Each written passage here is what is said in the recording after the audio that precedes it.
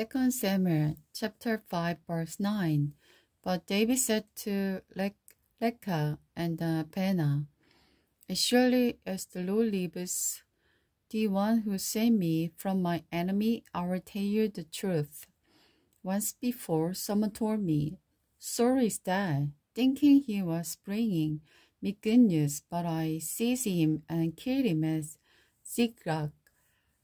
That's the reward I gave him for his news.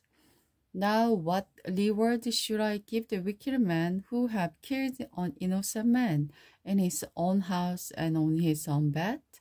Should I not also demand your very lives? So David ordered his young men to kill them, and they did. They cut off their hands and feet and hung their bodies beside the pool in the Hebron.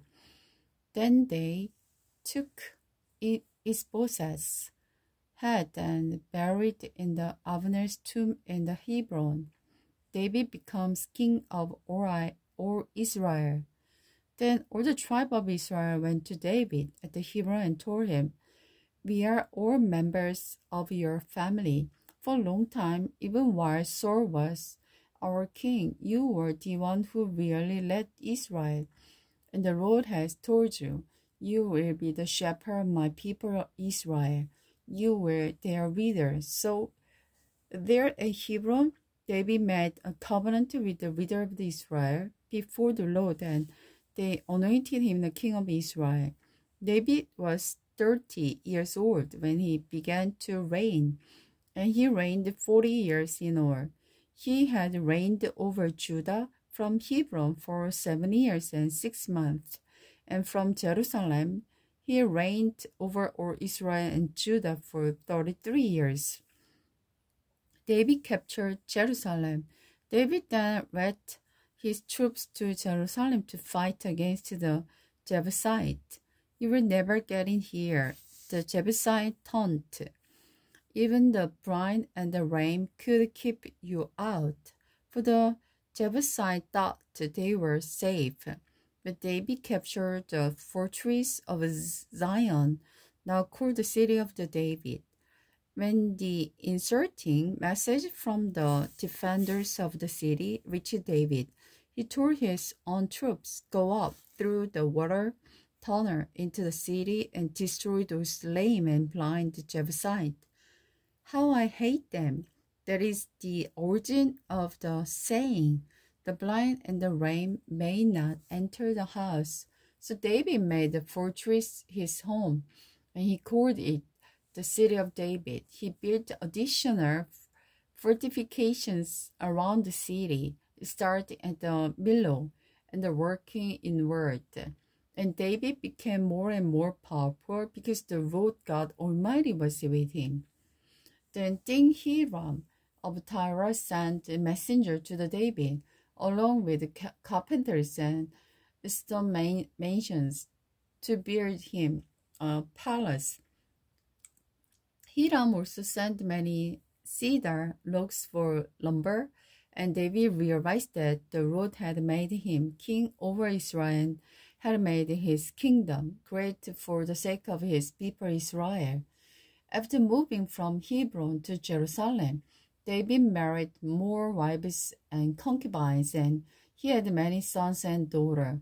These are the nations of David's sons, who were born in Jerusalem: Simeah, Shobal, Nathan, Solomon, Isbar, Elisha, Nepheg, Jepiah, Elihabah, Elada, and Pelet. David captured the Philistines, and the Philistines heard that David had been anointed king of Israel.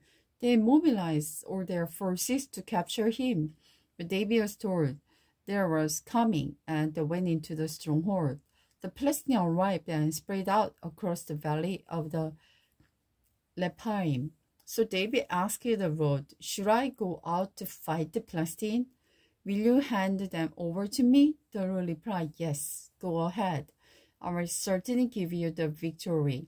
So David went to Baal-Pezarim and defeated the Palestinians there. The Lord has done it, David exclaimed.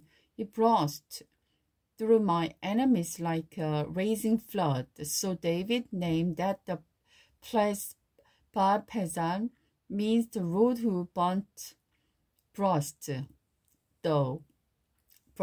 through. The Palestinians had abandoned their idol there, so David and his troops confiscated them. But after a while, the Palestinians returned and again spread out across the valley of the Rephaim. And once again, David asked the Lord what to do. Do not attack them straight on, the Lord replied.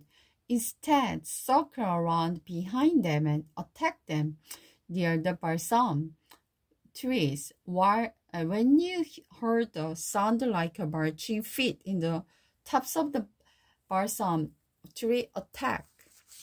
That will be the sign that the Lord moving ahead of you to strike down the Palestinians. So David did what the Lord commanded, and he struck down the Palestinians all the way from the Gilboa to Gezer.